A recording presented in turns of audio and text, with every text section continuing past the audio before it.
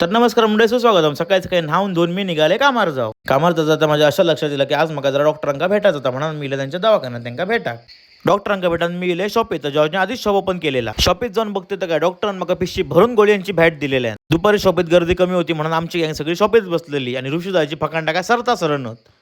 थोड्या वेळाने काकी आली शॉपमध्ये आणि तिनं घेतल्याने सॅमसंगचं A06 स्मार्टफोन आणि ह्या मॅडमने घेतल्याने गॅलेक्सी S24. संध्याकाळी गेले गीते हॉटेलमध्ये नाश्ता करू. हॉटेलमध्ये गेले तर काय पाऊस नाही होतो, पण बाहेर पडले तर बघते तर काय हो पाऊस तर काय माझी पाठच सोडून नाही होतो. अशाच मनात पावसात गाळी घालीत घालीत मी गेले शॉपीत जाऊन बघते तर काय आपलं शुभंकर दादा शॉपीत बसलेलो आणि कॅमेरा समोर बरोबर त्याने दिल्या मस्तची स्माईल. आणि हय बघते तर काय मोटरलाच्या मोबाईलवर बसली होती मच्छर, म्हणून जॉर्जा केलो तिचा राग. जॉर्जन केलं त्या मच्छरची मर्डर.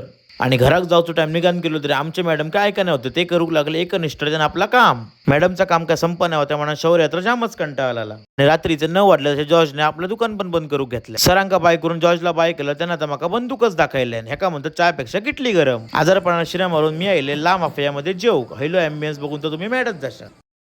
मी ऑर्डर केलं मस्तपैकी चिकन बिर्याणी. याची टेस्ट लाजवाबच होती. मस्तपैकी व्यवस्थित बिर्याणी ताव मारून मी आणि गेले डेगे डेगेन घरात जाऊ. तर मित्रांनो, असं होतो आजचा आपलं मिनी ब्लॉग. आता आपण भेटायला नेक्स्ट ब्लॉग मध्ये. तसं देवा काळजी.